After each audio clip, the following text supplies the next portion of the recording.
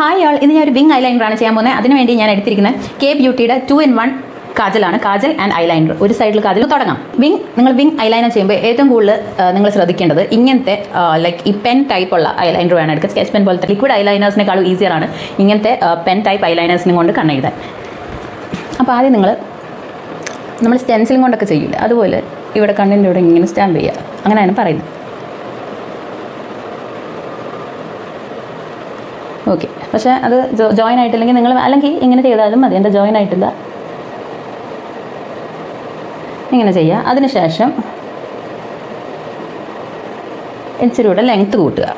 Okay, നല്ലോണം കൂട്ടിക്കുക. ഇതിൻ്റെ ഈ നടുക്കത്തെ ഈ ലൈനിൻ്റെ നടുക്കുന്ന് നമ്മളിങ്ങനെ ജോയിൻ ചെയ്യണം.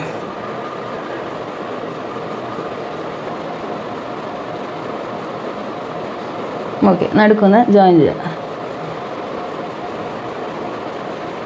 എന്നിട്ട് ഇച്ചിരി ഇങ്ങോട്ടും കൂടെ ജസ്റ്റ് ഒന്ന് ഇതാക്കുക. ഇവിടെ ജസ്റ്റ് ഒന്ന് വിങ് ഐലൈനർ ആദ്യമായിട്ടാണ് ചെയ്യുന്നത്, അതുകൊണ്ട് അതിൻ്റെ ആയിട്ട് കുഴപ്പങ്ങളൊക്കെ ഉണ്ട്, അതുകൊണ്ട് എല്ലാവരും ക്ഷമിക്കുക. ഓക്കെ, അപ്പോൾ ഞാൻ പറഞ്ഞു തന്നെ ആദ്യം ഇങ്ങനെ ജസ്റ്റ് ഒരു ലൈൻ ഇങ്ങനെ സ്റ്റാമ്പ് ചെയ്യുക, അല്ലെങ്കിൽ ഇങ്ങനെ വരയ്ക്കുക. ശേഷം ലെങ്ത് കൂട്ടുക, പിന്നെ അതിൻ്റെ ഹാഫ് വേ എടുത്തിട്ട് ലൈനിൻ്റെ ഹാഫ് എടുത്തിട്ട് അവിടെ നിന്ന് ജസ്റ്റ് ജോയിൻ ചെയ്യുക. വേണമെങ്കിൽ കുറച്ചുകൂടെ പിന്നെ നിങ്ങൾ മുകളിലോട്ടാക്കുക. അത്രയേ ഉള്ളൂ, സിമ്പിൾ.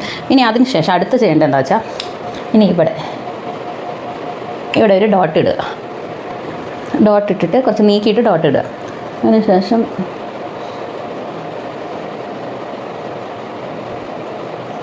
ആ ഡോട്ട് ജോയിൻ ചെയ്യാം, താഴോട്ടും ജോയിൻ ചെയ്യാം.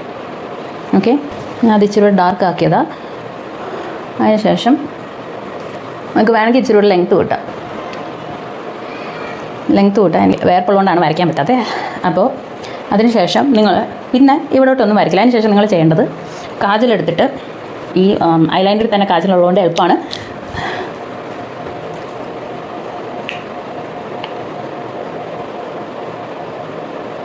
ജസ്റ്റ് ഒന്ന് ലൈറ്റായിട്ട് എഴുതി കൊടുക്കുക.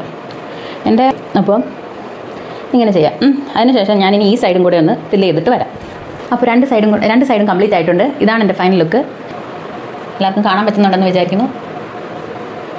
അതിനുശേഷം കണ്ണിന് കുറച്ചുകൂടെ എടുപ്പ് തോന്നിക്കാൻ, അല്ലെങ്കിൽ കണ്ണ് കുറച്ചുകൂടെ എൻഹാൻസ് ചെയ്ത് കാണാൻ വേണ്ടി നിങ്ങൾ മസ്കാരയും കൂടെ ലാസ്റ്റ് അപ്ലൈ ചെയ്യുക. മസ്കാരം കൂടെ അപ്ലൈ ചെയ്താലേ വിങ് ഐലൈനർ കുറച്ച് കംപ്ലീറ്റ്നെസ് തോന്നും, നല്ല വിങ് ഐലൈനർ കംപ്ലീറ്റ് ആയിട്ട് തോന്നും. ഇത് എഴുതിയാൽ മുകളിലും കൂടെ കണ്ണെഴുതിയാൽ കുറച്ചുകൂടെ ഓവറായിട്ട് തോന്നിക്കും. അപ്പോൾ ഇതാണ് എൻ്റെ ഫൈനൽ ലുക്ക്. ആരും കണ്ടിട്ട് പേടിച്ചു വേണ്ട. ഇതുപോലെ എല്ലാവരും ഒന്ന് ട്രൈ ചെയ്ത് നോക്കുക. ഡൗട്ട്സ് എന്തെങ്കിലും ഉണ്ടെങ്കിൽ കമൻറ്റ്സ് ചോദിച്ചാൽ മതി. അപ്പോൾ അടുത്ത വീഡിയോയിൽ കാണാം. ബൈ.